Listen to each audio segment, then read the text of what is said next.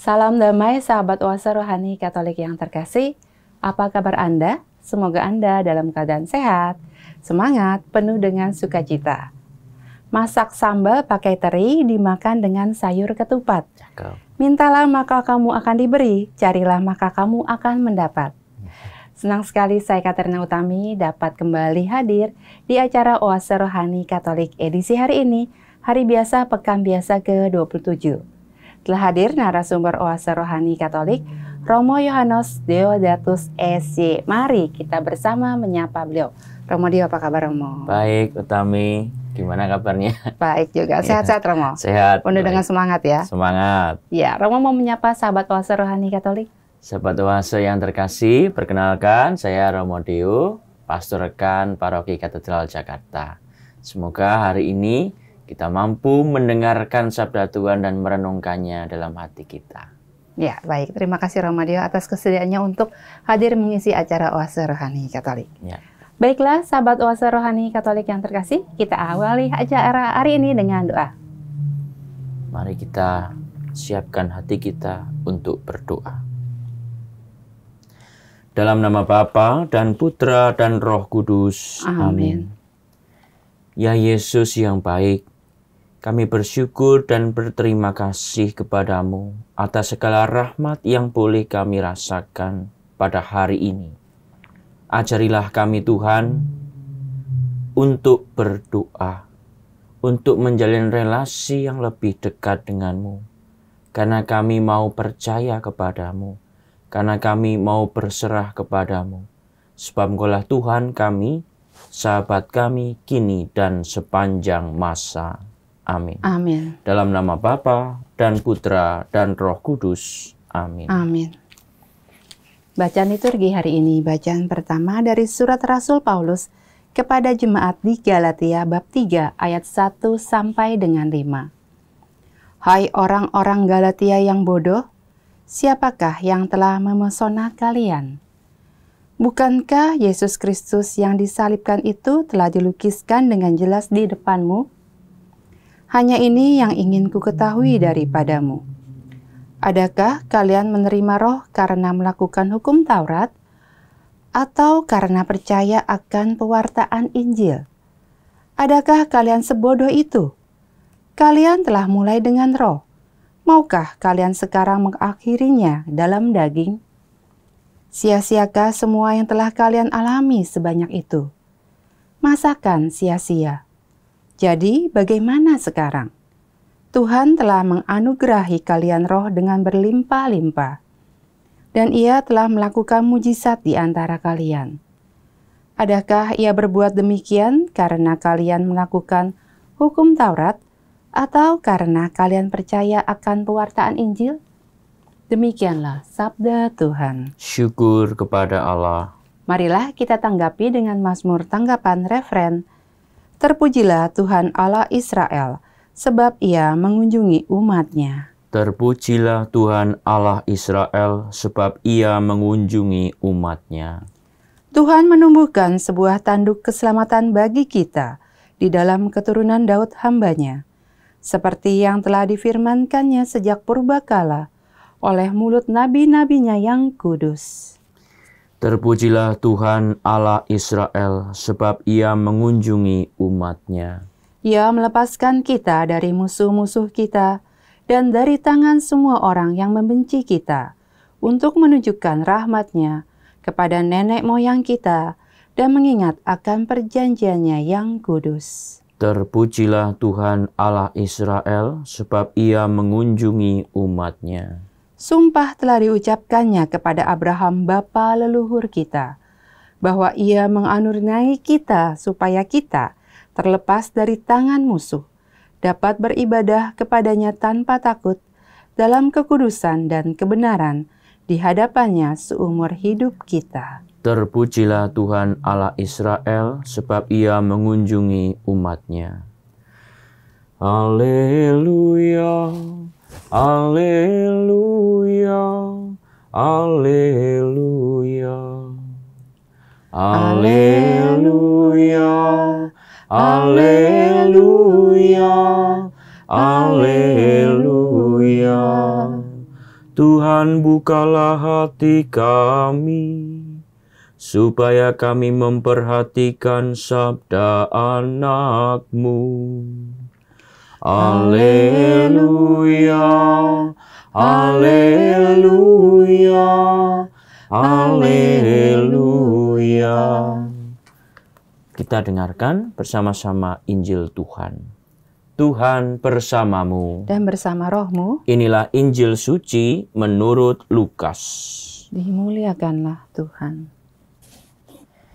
Pada waktu itu, sesudah mengajar para murid berdoa, Yesus bersabda kepada mereka, "Jika di antara kalian ada yang tengah malam pergi ke rumah seorang sahabat dan berkata kepadanya, 'Saudara, pinjamilah aku 3 buah roti, sebab seorang sahabatku dalam perjalanan singgah di rumahku dan aku tidak mempunyai apa-apa untuk dihidangkan kepadanya.' Masakan ia yang di dalam rumah itu akan menjawab, 'Jangan mengganggu aku, pintu sudah tertutup dan aku serta anak-anakku sudah tidur. Aku tidak dapat bangun dan memberikannya kepadamu.' Aku berkata kepadamu, sekalipun dia tidak mau bangun dan tidak mau memberikan sesuatu, meskipun ia itu sahabatnya, namun karena sikap sahabatnya yang tidak malu-malu itu, pasti ia akan bangun dan memberikan apa yang diperlukan. Oleh karena itu aku berkata kepadamu, mintalah, maka kamu akan diberi. Carilah, maka kamu akan mendapat. Ketuklah, maka pintu akan dibukakan bagimu. Karena setiap orang yang meminta akan menerima, setiap orang yang mencari akan mendapat, dan setiap orang yang mengetuk akan dibukakan pintu. Bapa manakah di antara kalian yang memberi anaknya sebuah batu kalau anak itu minta roti? Atau seekor ular kalau anaknya minta ikan? Atau kalajengking kalau yang diminta telur? Jika kalian yang jahat tahu memberikan yang baik kepada anakmu, betapa pula Bapamu yang di surga. Ia akan memberikan Roh Kudus kepada siapapun yang meminta kepadanya." Demikianlah sabda Tuhan. Terpujilah Kristus. Sahabat Oase Rohani Katolik yang terkasih, setelah kita mendengarkan bacaan liturgi pada hari ini, mari kita dengarkan renungan yang akan disampaikan oleh Romo Dewa. Ya Romo, silakan Romo. Baik, Utami dan para sahabat Oase yang terkasih, saya ingin memberi judul permenungan kita pada hari ini, itu berdoa seperti sahabat yang tidak tahu malu. Maksudnya apa tuh? Nah ini, kok ada ya sahabat tidak tahu malu itu, ini ada dalam bacaan Injil. Jadi saya ingin mulai dari Injil dulu ya.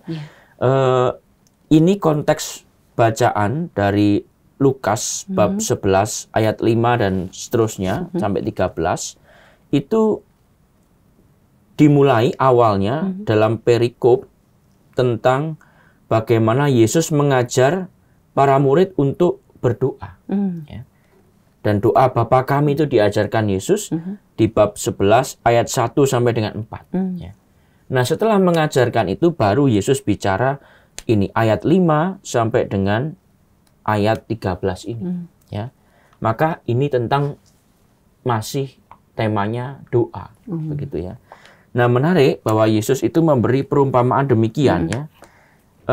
Jika seorang di antara kamu punya sahabat dan pada tengah malam pergi kepadanya dan berkata, "Sahabat, pinjamkanlah kepadaku 3 roti sebab seorang sahabatku yang sedang berada dalam perjalanan singgah ke rumahku dan aku tidak mempunyai apa-apa untuk dihidangkan kepadanya." Ayat 5 dan 6. Nampaknya pada zaman Yesus itu cukup lazim bahwa orang itu datang malam hari ke rumah sahabatnya dalam perjalanan jauh ya, itu singgah di rumah sahabatnya pada malam hari karena mungkin daerah waktu itu sangat panas kalau siang hari, sehingga perjalanan biasanya itu mungkin sore malam hari begitu ya. Jadi perjalanan itu dimulai begitu sekitar sore hari, sudah tidak terlalu panas ya. Dan ini ada seorang yang singgah ke rumah sahabatnya. Dan sahabat ini tidak punya apa-apa ya untuk dihidangkan pada orang yang singgah di rumahnya ini ya. Dan itu adalah bukan servis yang baik untuk tamunya ya, untuk sahabatnya yang datang kalau perjalanan jauh, bayangkan ya. Lalu singgah kok nggak disuguhi apa-apa begitu ya. Nggak ada Ternyata, makanan iya, apa-apa ya Romo. iya. Maka sahabat ini demi orang yang datang padanya itu rela untuk, ini bahasanya dalam kitab suci itu seperti tidak tahu malu. Datang ke tetangganya yang juga sahabatnya untuk minta roti, ya, untuk minta roti begitu. Nah, pada zaman itu rumah itu kita tahu bahwa bagian bawah biasanya rumah itu untuk kandang. Ini digambarkan Yesus itu kan, Yesus lahir di kandang seperti ini. Ya. Di sebuah rumah yang lantai dasarnya itu kandang gitu. Nah, keluarga itu tidur di bagian atasnya, ya. Bagian atas itu, lalu tidurnya juga barangkali tidak sendiri ya, dikatakan dia punya anak-anak. Ya, jadi ada istri, ada anak-anaknya ya, keluarganya tidur di bagian atas yang tidak besar juga.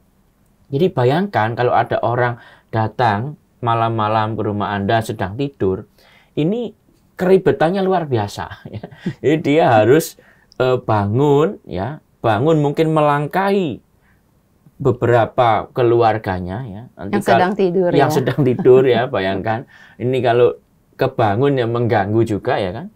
Lalu harus turun, ya, turun membukakan pintu, belum lagi ngambil rotinya.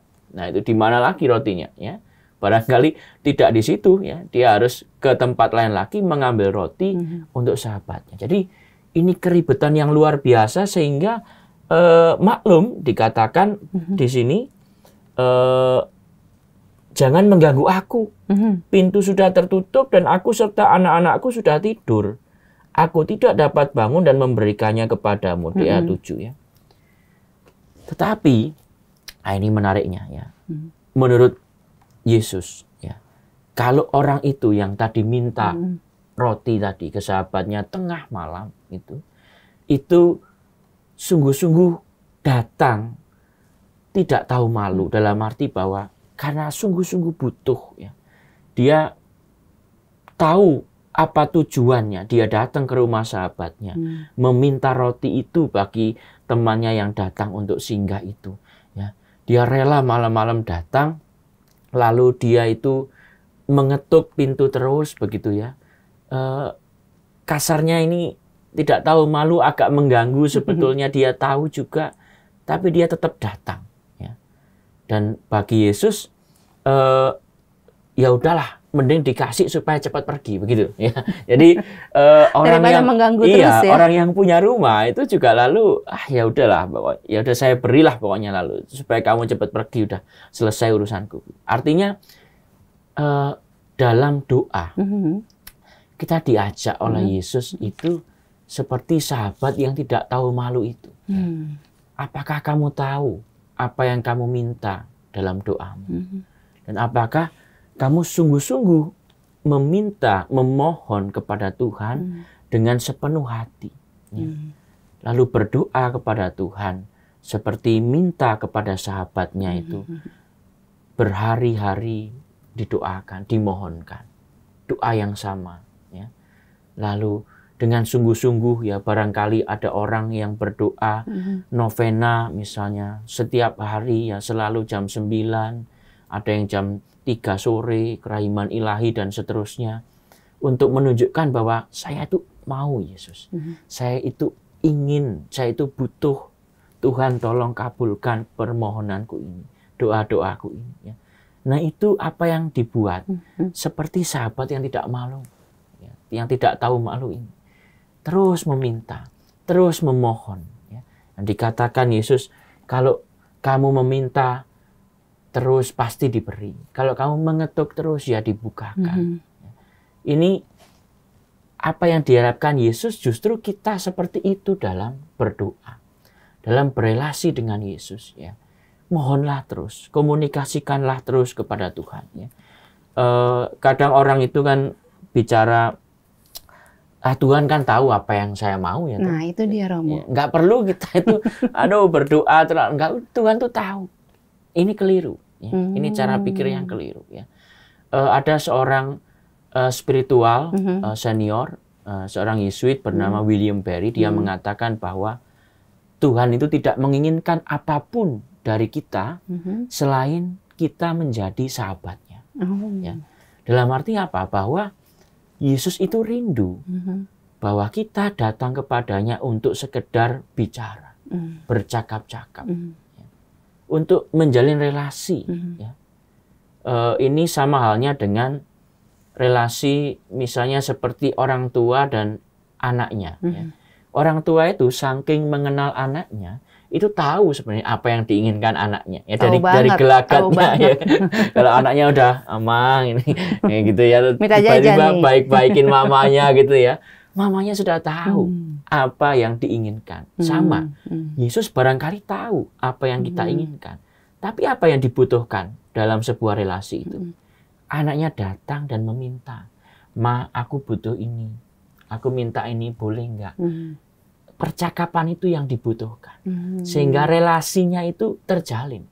Bayangkan kalau mamanya tahu tapi terus anaknya tidak ada komunikasi. Ya udah pokoknya biar aja, nggak ada relasi, mau apa terserah. Mau apa kamu terserah. Ya mama tahu, ya nggak bisa. Harus ada relasi yang terjalin. Ya. Diajak bicara, mengapa kamu butuh apa? Butuh ini, kenapa butuh ini? Relasi terjalin antara anak dan orang tua. Ini sama. Ya. Sama halnya dengan itu, Yesus ingin agar kita datang kepadanya berdoa. Itu soal menjalin relasi. Ya. Minta kepadanya. Ya. Dan minta itu dengan tekun. Ya. Dengan sungguh-sungguh. Ya. Maka kalaupun itu katakanlah bukan seperti yang mungkin awalnya direncanakan oleh Allah begitu ya. Tapi kalau kita minta terus, kita mohon terus kepada Tuhan, ya, Tuhan pasti akan mendengarkan. Itu. Ya. Tuhan pasti akan mendengarkan, Tuhan pasti akan memberi perhatian dan barangkali seperti sahabat ini ya udahlah, Tuhan beri gitu ya. Karena kita punya kekuatan, daya tahan untuk terus berdoa, memohon kepada Tuhan. Nah, kurang lebih itu pesan ya Injil yang kita dengarkan pada hari ini. Maka apakah kita itu punya relasi dengan Tuhan lewat doa-doa itu? Ya. Jadi jangan merasa bahwa Tuhan tahu lalu kita tidak berdoa, tidak mengatakan apapun ya. Enggak, ya justru kita harus sampaikan pada Tuhan apa yang menjadi keinginan hati kita, apa yang menjadi pikiran kita. Ya. Seperti sahabat yang tidak tahu malu itu, minta terus kepada Tuhan. Apa yang Anda harapkan? Apa yang Anda inginkan? Ya. Apakah itu sesuai dengan kehendak Tuhan atau tidak? Ya. Terus diminta. Ya, Romo, ya makasih Romo. Jadi sesuai tadi dengan Romo yang katakan bahwa kita perlu menjalin relasi dengan Tuhan ya Romo. Ya, betul. Terus kita dibutuhkan dari kita itu untuk meminta kepada Tuhan dengan bentuk doa ini ya Romo ya. Harus tekun berdoa ini ya Romo. Iya betul. Jadi relasi itu harus dibangun semacam kalau kita juga antara relasi orang tua dan anak, suami dan istri ini komunikasi harus tiap hari. Ya.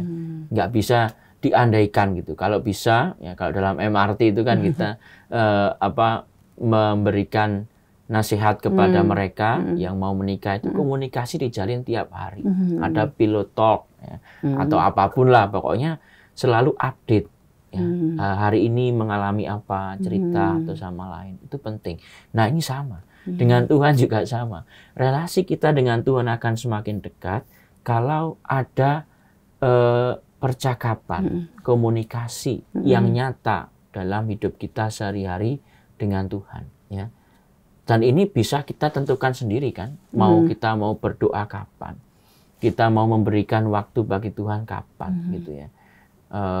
pada saat apa, begitu. Itu rutin kita buat. Kebiasaan itu harus ada dalam diri kita sehingga tanpa disuruh pun dalam keadaan apapun kita berdoa.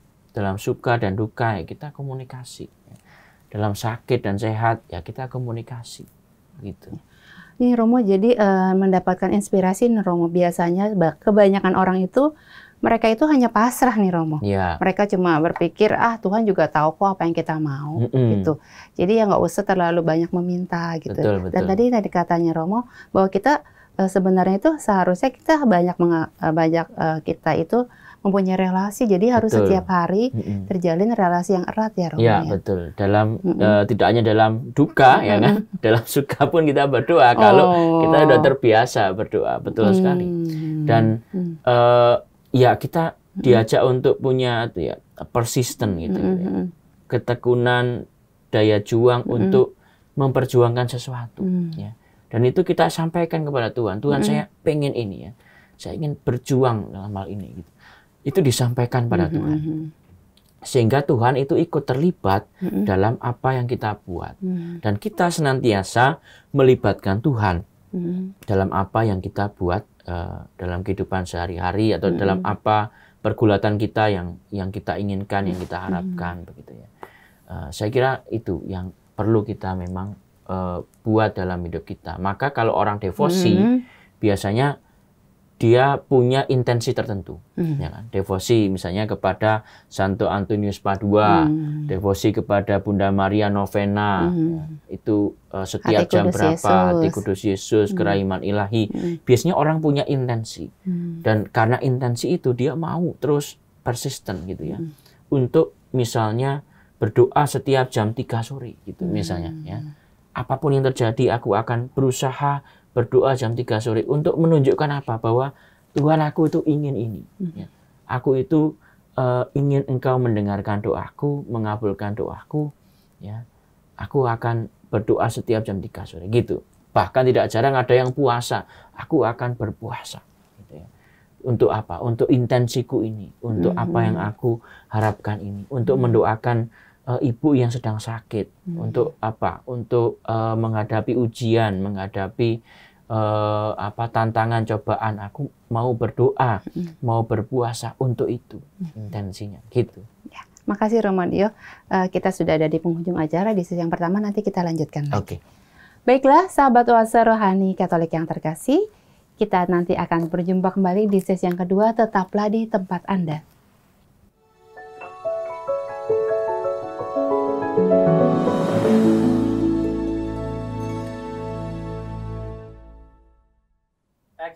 Salam jumpa sahabat oase rohani Katolik yang terkasih.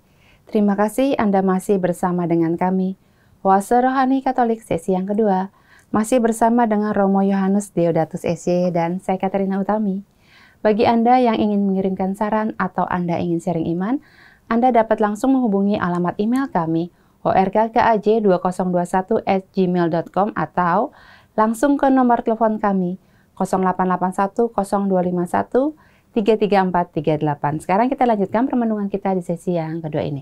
Ya, silakan Romario. Baik, tadi kita sudah mendengarkan bagaimana Tuhan itu ingin supaya kita menjadi sahabatnya, supaya kita datang kepadanya kalau kita butuh sesuatu, dan mintalah seperti sahabat yang tidak tahu malu itu, minta terus ya. Dan Tuhan tuh senang justru kalau kita itu datang kepadanya dan minta terus, bukan karena Yesus itu sok-sokan atau sombong, tidak. Karena memang relasi itu butuh terjalin. Dan Tuhan itu rindu, tadi seperti kata-kata William Perry, Tuhan itu rindu untuk menjadi sahabatnya. Kita ini jadi sahabatnya. Ya. Menjadi sahabat yaitu tadi ya, curhat, ya, terbuka. Ya. Kita nggak malu-malu untuk menyampaikan apa keinginan kita, apa dosa kita yang paling dalam, apa kelemahan kita. Ya, kalau kita ngomong sama sahabat semacam itu, Yesus itu ingin terlibat dalam hidup kita juga. Nah, maka senang kalau Yesus itu diajak bicara, komunikasi, berdoa seperti itu. Ya. Nah, kita diajak untuk berdoa seperti itu. Ya. Nah, lalu diteguhkan oleh bacaan pertama, ya, surat Paulus kepada jemaat di Galatia itu mengenai bahwa orang itu diselamatkan bukan karena hukum Taurat, tapi karena percaya pada Injil. Karena menerima Injil, karena percaya pada Yesus Kristus. Ya, karena waktu itu situasinya masih dalam ketegangan yang kuat antara orang Kristiani yang Yahudi dan yang percaya Yesus non-Yahudi. Yang non-Yahudi ini makin banyak. Lalu sebagian orang Yahudi merasa mereka harus ikut Taurat, harus sunat, harus makan yang halal, jangan yang haram, begitu ya. Nah, tetapi Paulus mengatakan bukan atas dasar Taurat, ya.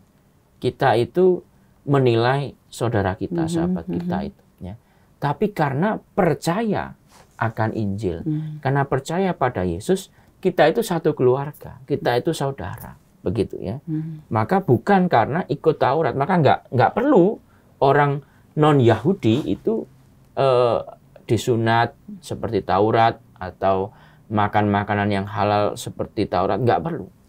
Ya, karena orang sudah percaya pada Injil, percaya pada Yesus, ditebus oleh Allah, gitu ya, dan menjadi satu saudara, satu keluarga, begitu. Nah, ini meneguhkan bacaan Injil bahwa kita itu orang-orang yang percaya, bukan sih pada Yesus. Gitu, ya. Kalau kita itu orang-orang yang percaya, artinya kita juga berdoa. Ya. Kalau kita percaya Yesus itu ada, bahwa Yesus di samping kita, menyertai kita, kita itu berdoa, melibatkan Allah dalam hidup kita. Ya. Kalau enggak, ya orang enggak berdoa, orang enggak ke gereja, orang enggak merayakan Ekaristi, artinya apa? Ya tidak melibatkan Tuhan, tidak ada Tuhan, tidak percaya pada Tuhan sebetulnya, gitu ya. Walaupun dia orang Katolik. Jadi justru kita itu percaya, maka kita itu berdoa. Kita itu merayakan Ekaristi karena mau menjalin relasi, karena mau melibatkan Tuhan dalam hidup kita. Ya. Kalau kita percaya sama orang, itu kita melibatkan orang dalam hidup kita. Ya. Kalau kita percaya sama orang tua kita, kalau ada apa-apa saya ngomong. Nah, ini ada relasi artinya ya.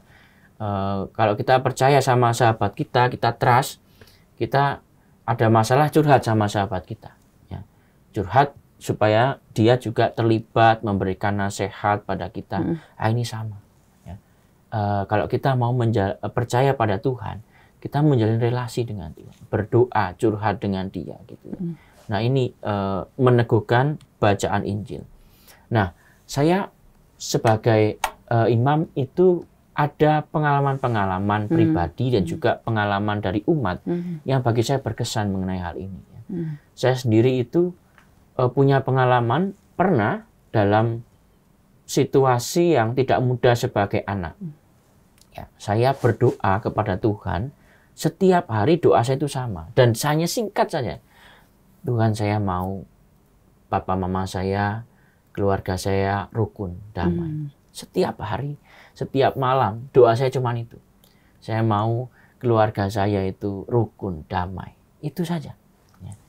Dan betapa doa itu saya doakan tiap hari. Ya. Dan itu waktu itu saya masih belum menjadi frater, masih di seminari. Ya.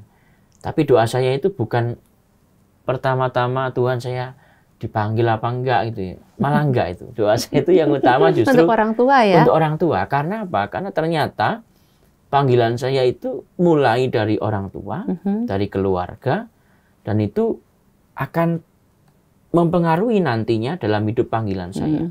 Dan betul saja doa saya tiap hari itu. Dan itu entah mungkin sekitar hampir 2 tahun ya doa saya seperti itu. 2 tahun Romo? 2 tahun. Doa saya seperti itu. Itu perlu effort lebih nih Romo ya. 2 tahun doa saya seperti itu dan akhirnya Tuhan menuntun entah bagaimana dalam suatu momen waktu itu ada rekoleksi bersama dengan orang tua di seminari, terjadi rekonsiliasi. Luar biasa. Jadi rekonsiliasi anak-anak dengan orang tua ya, dengan keluarga, ada momen rekonsiliasi yang entah bagaimana Tuhan menuntun sampai ke situ. Dan itu menjadi api panggilan saya, bahwa Tuhan ternyata mencintai saya ya, lewat keluarga saya, luar biasa. Dan itu menjadi salah satu alasan juga mengapa saya mau menjadi imam, saya mau hidup sebagai imam yang melayani umat, karena itu ya, ternyata doa-doa saya terjawab oleh Tuhan dalam dalam keluarga saya, itu juga menjadi api panggilan saya juga gitu. Jadi ini ternyata nyambung juga ya. Itu pengalaman saya pribadi ya. Di tengah umat ada yang lebih luar biasa lagi, jauh lebih luar biasa dari saya ya. Ada umat yang menanti kehadiran anak dalam doa-doanya itu sampai 9 tahun ya. Berdoa gitu ya. Romo dia cerita bahwa menanti kehadiran anak itu berdoa tiap hari ya. Selama 9 tahun memohon pada Tuhan ya, karena ternyata memiliki anak itu bukan hanya soal biologis, itu nomor satu ya, biologis ya. Orang bisa belum punya anak karena satu hal gitu yang terkait biologi gitu ya. Ada yang psikologi juga ya. Karena hatinya mungkin tidak tenang, masih banyak pikiran-pikiran stres, itu bisa juga ya, macam-macam. Maka tindakan-tindakan rohani itu juga nampaknya diperlukan dalam hal ini gitu ya. Dan penantian umat saya yang bercerita 9 tahun ini itu luar biasa. Berdoa setiap hari ya. Bahkan mencoba berbagai macam cara gitu ya. Itu seperti sahabat yang tidak tahu malu itu. Ya. 9 tahun bayangkan. Meminta. Yesus akhirnya juga, waduh, ya udah, gua kasih gitu ya gambarannya begitu ya. Jadi 9 tahun itu berjuang ya. Berjuang tidak hanya doa loh itu, berjuang juga ke dokter, ya, berjuang ada ke Gua Maria, ya, lalu ada air Ignatius itu yang meminum air yang diberkati, nggak putus asa nih ya, iya, Romo? terus berusaha gitu ya. Akhirnya Tuhan memberi jalan, dan tidak ada hal yang mustahil gitu. Kalau kita itu kesaksian umat juga banyak. Ada yang umat yang menikah di usia yang sudah cukup berumur ya, umur 45-46 itu baru menikah, begitu ya. Lalu udah mau setengah abad itu, iya, Romo. mau berpikir soal punya anak gitu ya. Suaminya udah, aduh kayaknya udah nggak mungkin lah, udahlah kita menyerah aja. Tapi istrinya tetap berdoa ya. Dan akhirnya suaminya juga ikut berdoa, ya udah gitu. Aku ikut doa sama kamu ya, berdoa. Dan akhirnya dia punya anak. Wah, luar di biasa. Usia 47, dan itu susternya, perawatnya sampai mujizat itu. Iya kan?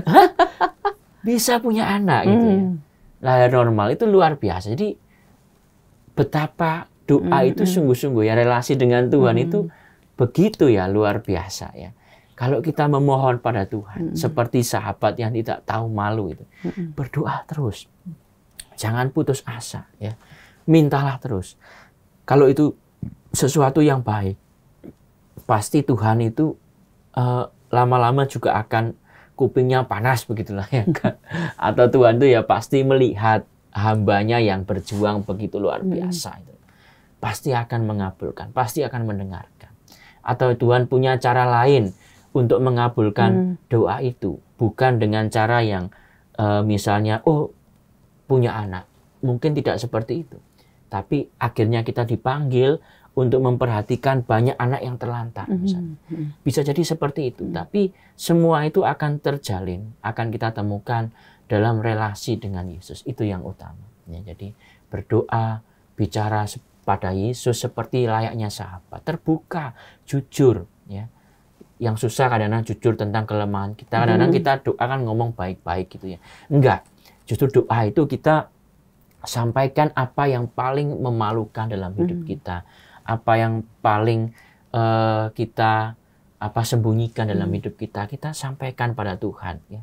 Berdoa seperti sahabat yang tidak tahu malu. Dan semoga kita didengar doanya. Karena Yesus adalah sahabat kita. Dan ia pasti akan mengabulkan, pasti akan mendengarkan, memperhatikan doa-doa kita. Amin. Saya kira itu. Ya, makasih Romo untuk renungannya pada hari ini. Romo menguatkan kami untuk semakin menjalin relasi dengan Tuhan ya Romo. Betul. Berdoa seperti sahabat yang tidak tahu malu. Iya. Dan untuk sahabat Oase Rohani Katolik yang terkasih, juga yang mendengarkan renungan Romo hari ini, juga semakin dikuatkan untuk semakin tekun berdoa. Ya. Makasih Romo. Terima kasih, sama-sama. Baiklah sahabat Oase Rohani Katolik yang terkasih, kita akan akhiri acara hari ini dengan doa dan berkat kasih karunia Allah melalui Romo Deus. Silakan Romo. Dalam nama Bapa dan Putra dan Roh Kudus. Amin. Ya Bapa, kami bersyukur kepadamu. Kau mengajarkan kami doa yang sederhana. Kau mengajarkan kami cara berdoa seperti sahabat yang tidak tahu malu, yang senantiasa datang dan berserah kepada sahabatnya, yang senantiasa mau terbuka kepada sahabatnya, mau berbicara, berkomunikasi, dan meminta tanpa henti, meminta tidak menyerah, sehingga sahabatnya pada akhirnya memperhatikan, menaruh perhatian, dan mengabulkan apa yang diminta sahabatnya. Tuhan, semoga doa-doa kami senantiasa sampai kepadamu, dan semoga relasi kami denganmu semakin baik, semakin dekat, seperti seorang sahabat. Kita mohon berkat Tuhan. Tuhan bersamamu dan bersama rohmu. Semoga keluarga kita yang kita doakan, segala usaha pelayanan yang kita buat dalam hidup ini senantiasa dilindungi, dibimbing, dan diberkati oleh Allah yang Maha Kuasa, Bapa dan Putra dan Roh Kudus. Amin. Sahabat Oase Rohani Katolik yang terkasih, demikian acara kita pada hari ini. Semoga apa yang telah disampaikan oleh Romo Deus dapat menambah semangat iman bagi kita untuk berdoa seperti sahabat yang tidak tahu malu. Akhir kata kami berdua, Romo Yohanes Deodatus SC dan saya Katrina Utami pamit undur diri. Sampai jumpa pada edisi Oase Rohani Katolik berikutnya. Terima kasih, sampai jumpa.